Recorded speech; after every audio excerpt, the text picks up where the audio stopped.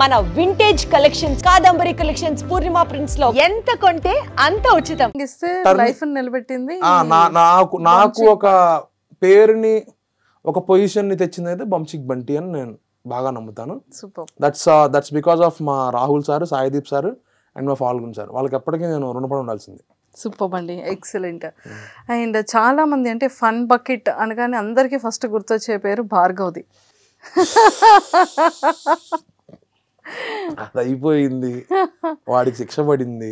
అంటే ఎప్పుడైనా మీకు అనిపిస్తుందా మిస్సింగ్, అరే వీడు తెలుసో తెలియక అనే కాన్సెప్ట్ కన్నా కూడా మేము ఫన్ బకెట్ చేసే రోజుల నుంచి కూడా వాడు మాతో ఫన్ బకెట్ చేసినంతకాలం బాగా చేశాడు. వాడిది ఎప్పుడైతే కేసు అయిందో ఆ కేసు అవ్వక చాలా రోజుల ముందు నుంచే వాడు ఫన్ బకెట్ నుంచి వెళ్ళిపోయాడు. వాడు ఫన్ బకెట్ నుంచి వెళ్ళిపోయిన తర్వాత ఫస్ట్ నుంచి కూడా ఫన్ బకెట్ వ్యవహారం చేసేవాళ్ళం. నేను, మహేష్ ఎట్ట, రాయేష్ అన్న, త్రిశూల్, భరత్, భార్గవ్ గాడు. భార్గవ్ వెళ్ళిపోయిన తర్వాత మేము ఆరుగురిని కంటిన్యూ చేసాం. ఎవరూ ఆపలా. ఫన్ బకెట్ ఆగిపోయేందుకు అందరం చేస్తూనే ఉన్నాం దాంతో. భార్గవ్ వెళ్ళిపోయిన తర్వాత ఓకే ఒక ఆర్టిస్ట్ వెళ్ళిపోయాడు, అలానే రామ్ పటాసు, హరా శ్రీనివాసన్ ఇంకో 2 యాక్టర్స్ యాడ్ అయ్యారు దాంతో. అలానే కంటిన్యూ చేస్తూ వచ్చాం. తర్వాత 2 ఏళ్లకో 3 ఏళ్లకో అంతా అయిపోయిన తర్వాత వాడికి కేసు వచ్చిందని సంగతి తెలిసింది. కేసు అయిందని సంగతి, వాడికి కేసు అయిన సంగతి నాకు తెలియలే. మాకు ఎవరికి, మన యాంకర్ శివ పెట్టిన పోస్ట్ చూసి మాకు తెలిసింది ఓకే కేసు అయిందంట అని. ఏంటా అని కనుక్కుంటే ఇచ్చేసాడు. వాడు నిజం చెప్తున్నాడో బయట వాడు నిజం చెప్తున్నాడో మాకు ఎవరికి తెలియదు. జనరలైజ్, ఎందుకంటే వాడు చెప్తే వాడి వైపు మాడతాడు. కానీ ఒక్కటి ఏంటి అంటే ఎంత కలిసి ఉన్నా కూడా ఒక చిన్న మిస్టేక్ వల్ల ఇంకా కంప్లీట్ గా లైఫే పోయింది కదా. లైఫ్ పోవడం, మనుషులు దూరం అయిపోవడం, ఇంకా అన్ని జరుగుతుంటాయి. ఇంకా అది ఎవరేం చేయదు. అంటే నేను అదే అంటాను, మనం చేసే పనుల్ని బట్టే మన లైఫ్ మనకి ఉంటది అని. అలాగే బెహ్రా ప్రసాద్ బ్రో రీసెంట్ గా చూసుకుంటే నేను వాడి విషయం అయితే నేను పక్కా చెప్తా. ప్రసాద్ బెహ్రా నాకు ఫ్రెండే, మంచి పొజిషన్ లో ఉన్నాడు. కానీ తను ఎంత హార్డ్ వర్క్ చేసి తన రైటింగ్ స్కిల్స్ కానీ, కరెక్ట్ గా సెకండ్ ఇంటర్వ్యూ నేను చేశాను కోవిడ్ టైంలో. ఇంకా ఆ తర్వాత ఇంకా కంటిన్యూ, ఇంకా తను పర్సనల్ లైక్ తను ఇండివిజువల్ గా చేసుకునేది వదిలేసి కంప్లీట్ గా వెబ్ సిరీస్ లో అండ్ ట్రెండింగ్ సిరీస్ లో, ఫిలిమ్స్ లో ఎక్కడ చూసినా ఇప్పుడు బెహ్రా ప్రసాద్ అసలు డేట్స్ కానీ టైం కానీ కూడా బ్రోక్ ఉండట్లేదు. మంచి రైటర్, మంచి ఆర్టిస్ట్, ఇవన్నిటికన్నా వాడు మంచి మనిషి. ఫస్ట్ థింగ్ వాడు మంచి మనిషి. ఎందుకనంటే కష్టం విలువ మాకు ఎంత బాగా తెలుసో మాకంటే ఎక్కువ వాడికి బాగా తెలుసు. సారీ, ప్రసాద్ బెహ్రాకి బాగా తెలుసు. ప్రసాద్ బెహ్రా గారు చాలా మరి ఇష్యూస్ వీటన్నిటి గురించి ఎప్పుడైనా డిస్కస్ చేసి, నేనైతే 100కి 100 చెప్తున్నాను, ఆ ఇష్యూ వాడిని కాంట్రవర్షియల్ గా పెట్టిన ఇష్యూ తప్ప వాడు అలా చేసే మనిషి కాదు. నాకు అది బాగా తెలుసు, పర్సనల్ కూడా తెలుసు. ప్రసాద్ బెహ్రా పర్సనల్ కూడా నాకు తెలుసు కాబట్టి వాడు అలా చేసే మనిషి అయితే కాదు. మీరు అడిగారా బ్రోని? నేను తర్వాత ఏం మాట్లాడలేదు. అంటే ఒక మనిషి ఎదుగుతున్నప్పుడు వాంటెడ్లీ ఉండొచ్చు. అంటే మనకి అక్కడ కాస్ట్ తెలియదు కాబట్టి నేనేం మాట్లాడలేకపోతున్నాను. అండ్ నాకు అక్కడ జరిగిన సిచ్యువేషన్ కానీ నేను ఎవరితో డిస్కస్ చేయలేదు కాబట్టి నాకు అక్కడ తెలియదు. బట్ ప్రసాద్ బెహ్రా నాకు పర్సనల్గా తెలుసు కాబట్టి ప్రసాద్ బెహ్రా ఆ టైప్ మనిషి అయితే కాదు. వాడు షూటింగ్లో, ప్రసాద్ బెహ్రా షూటింగ్లో చేయకపోతే యాక్టర్ని ఫాస్ట్గా చేయి అని దురుసుగా చెప్తాడేమో కానీ మరి అమ్మాయిని ఏడిపించే అంత బిహేవియర్ అయితే ప్రసాద్ బెహ్రాకి లేదు. మీది రెస్టారెంట్ బకాసురా రెస్టారెంట్, అది డిఫరెంట్గా ఉంది. ఏంటండి బకాసురా అనగానే అని తినే వ్యక్తిని ఏంట్రా బకాసుడిలా తింటున్నావు అని అంటుంటారు కదా. కానీ బకాసురా రెస్టారెంట్ అని అలా పెట్టడానికి సినిమా అదే ఉంటుందండి. సినిమా ఏంటంటే ఒకడికి ఒక హారర్ కామెడీలా ఉంటుంది అనమాట. ఇది జానర్. ఒకడికి దయ్యం పట్టిద్ది. ఆ దయ్యం కోరిక ఏంటనేదే ఓవరాల్ కాన్సెప్ట్. ఆ దయ్యం ఎలా ఇచ్చారనేది ఓవరాల్ కాన్సెప్ట్. సినిమా ప్యూర్లీ కామెడీ బేస్డ్ ఉంటుంది. ఒక జానర్కి సంబంధించిన మూవీ కాదు ఇది. ఇది డిఫరెంట్ జానర్స్ అనమాట. ఇంకా మేము క్లారిటీగా చెప్పాలి అని అంటే, ఒక బంతి భోజనంకి వెళ్తే కడుపు నుండి అలా బయటకు వస్తాం మనం, అలా బకాసురా రెస్టారెంట్ థియేటర్లోకి వెళ్తే అంత కడుపు నింపుకొని బయటకు వస్తాం. సో ఫిలిం అంటే లైక్ డైరెక్షన్ కానివ్వచ్చు, లేకపోతే కంప్లీట్గా ఎలా వచ్చింది అంటే మీ వరకు, అంటే మూవీ చాలా వరకు మనం నవేడేస్లో చూస్తున్నాము, మంచి కాన్సెప్ట్ ఉంటుంది, మంచి డైరెక్టర్ ఉంటారు, మంచి సాంగ్స్ ఉంటాయి, కానీ థియేటర్స్లో ఫిలిం ఉండదు. ప్రమోషన్ దగ్గరికి వచ్చేసేటప్పటికి స్టాప్ అయిపోతుంది. మా సినిమా ప్రకారం ప్రొడ్యూసర్స్ చాలా మంచివాళ్ళు.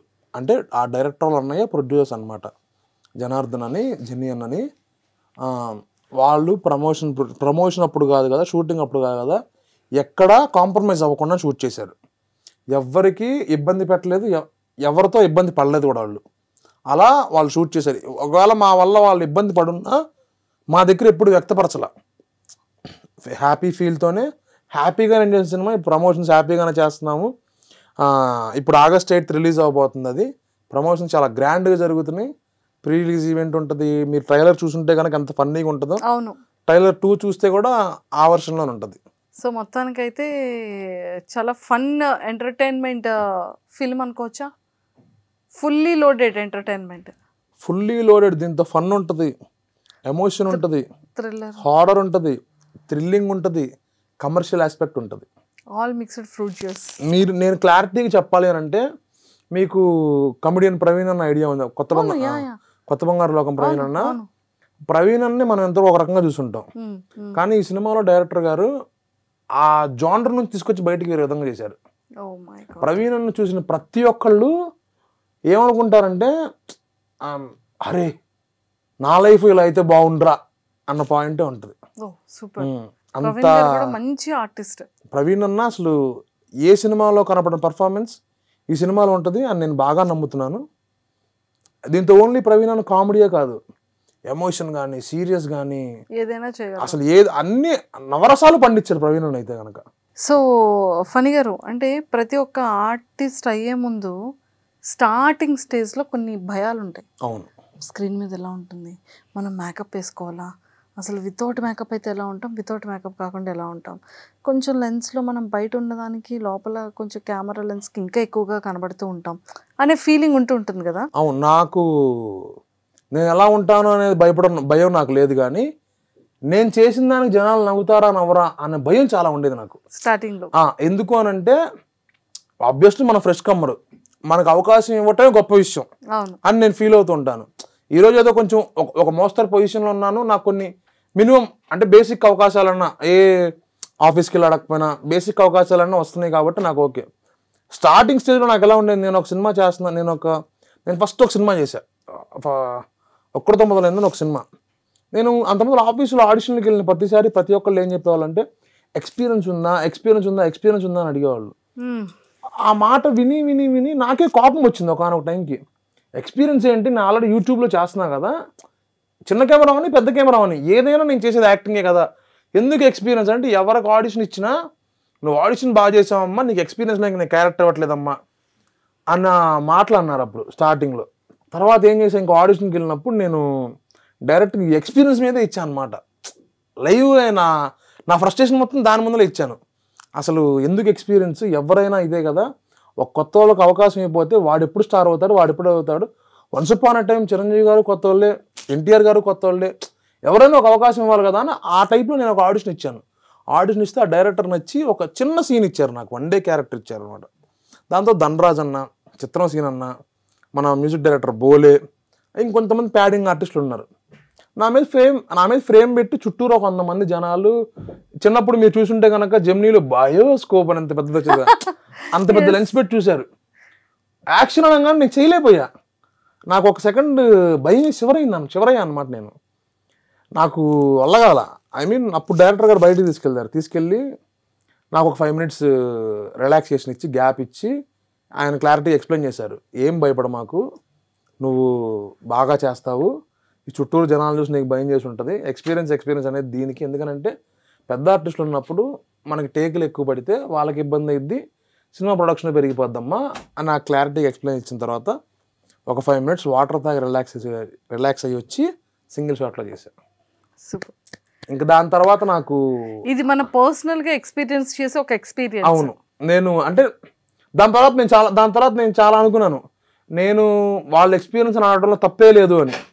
ఎందుకు ఎక్స్పీరియన్స్ కావాలి అని వాళ్ళు అడిగారంటే, అప్పుడు మనతో పాటు ఇంకో ఆర్టిస్ట్ చేస్తూ ఉంటాడు, మనం తప్పు చేసినా సరే పాపం అన్నిసార్లు ఆయన చేయాలి, మన వల్ల ఇంకో మనిషి ఇబ్బంది అవ్వకూడదు. ఇంకోటి యూట్యూబ్ వచ్చేసరికి ఏమైద్ది, చిన్న కెమెరా, చిన్న లైటింగ్, చిన్న